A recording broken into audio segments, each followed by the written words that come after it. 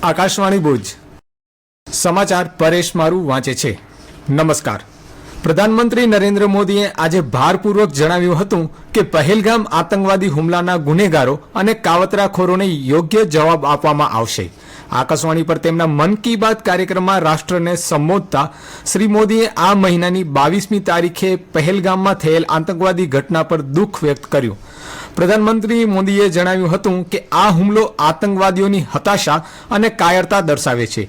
તેમણે કહ્યું કે કાશ્મીરમાં શાંતિ પરત ફરી રહી છે, લોકશાહી મજબૂત થઈ રહી છે અને પ્રવાસીઓ રેકોર્ડ દરે વધી રહ્યા છે। તેનાથી ભારત અને જમ્મુ અને કાશ્મીરના દુશ્મનો ખુશ નથી તેમ પણ તેમણે કહ્યું હતું।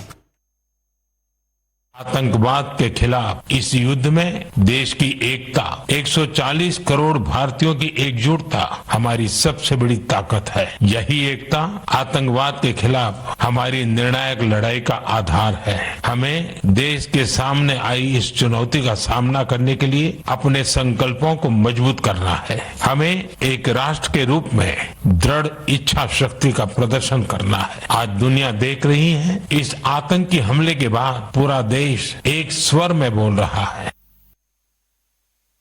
પ્રધાનમંત્રીએ ભારપૂર્વક જણાવ્યું હતું કે આતંકવાદ સામેના આ યુદ્ધમાં સૌથી મોટી તાકાત દેશની એકતા અને 140 કરોડ ભારતીયોની એકતા છે।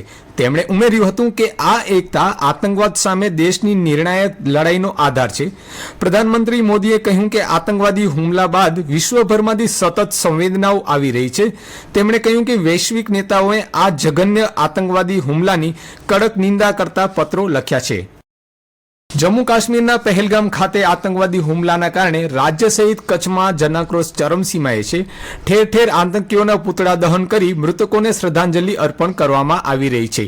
ભુજ બાર એસોસિએશન, માજી હોમગાર્ડ પરિવાર, વિશ્વ ઉમિયા ફાઉન્ડેશન સહિતની સંસ્થાઓ દ્વારા ભુજ ખાતે શ્રદ્ધાંજલિ કાર્યક્રમ યોજાયા હતા।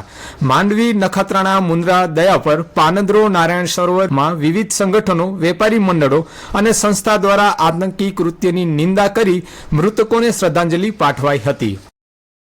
કચ્છમાં રણકાંધીએ આવેલા સોદરાડાના શહેનશાહ હાજીપીરના સ્થાનકે ગઈકાલથી ત્રિદિવસીય મેળાનો પ્રારંભ થયો છે। મેળામાં ચકદોડ, બ્રેક ડાન્સ સહિતની વિવિધ રાઇડ્સ ઊભી કરવામાં આવી છે। આ ઉપરાંત ખાણીપીણી, રમકડા, કટલેરી સહિત વિવિધ ચીજ વસ્તુઓના સ્ટોલ પણ ઊભા કરાયા છે। આવતીકાલ સોમવાર સુધી ચાલનારા મેળામાં મોટી સંખ્યામાં લોકો ઉમટી પડશે। હાજીપીરના મેળાની સાથે સાથે નજીકમાં જ આવેલા કરોલપીરના સ્થાનકે પણ મેળો ભરાતો હોય છે અને બખમલાખડા સહિતના કાર્યક્રમોનું પણ આયોજન કરવામાં આવતું હોય છે। મેળા દરમિયાન અત્યાર સુધી અંદાજિત 2 લાખથી વધુ લોકોએ હાજીપીર વલીની દરગાહે માથું ટેકવ્યું હતું। પૂર્વ કચ્છ ગાંધીધામ પોલીસે ગેરકાયદેસર વસવાટ કરતા બાંગ્લાદેશી નાગરિકો વિરુદ્ધ વિશેષ ઝુંબેશ હાથ ધરી છે।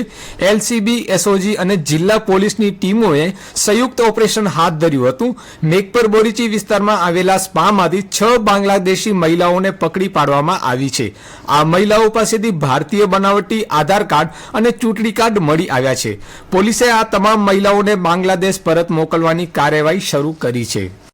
ગાંધીધામ બી ડિવિઝન પોલીસે બસ સ્ટેશન નજીક આવેલા એક ગેસ્ટ હાઉસમાંથી માદક પદાર્થ કોકેઇન સાથે 2 શખ્સોની ધરપકડ કરી છે। પકડાયેલા બંને આરોપીઓ પંજાબના રહેવાસી છે।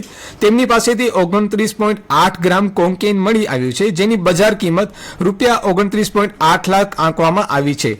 પોલીસે ગુનો નોંધી આગળની કાર્યવાહી હાથ ધરી છે।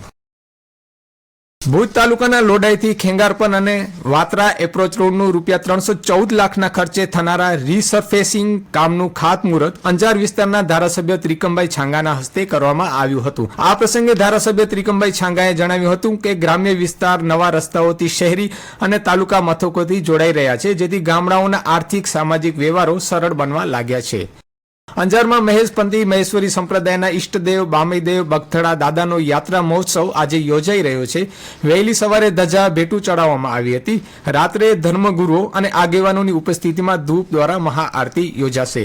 અને આ સાથે સમાચાર બુલેટિન પૂરું થયું। નમસ્કાર।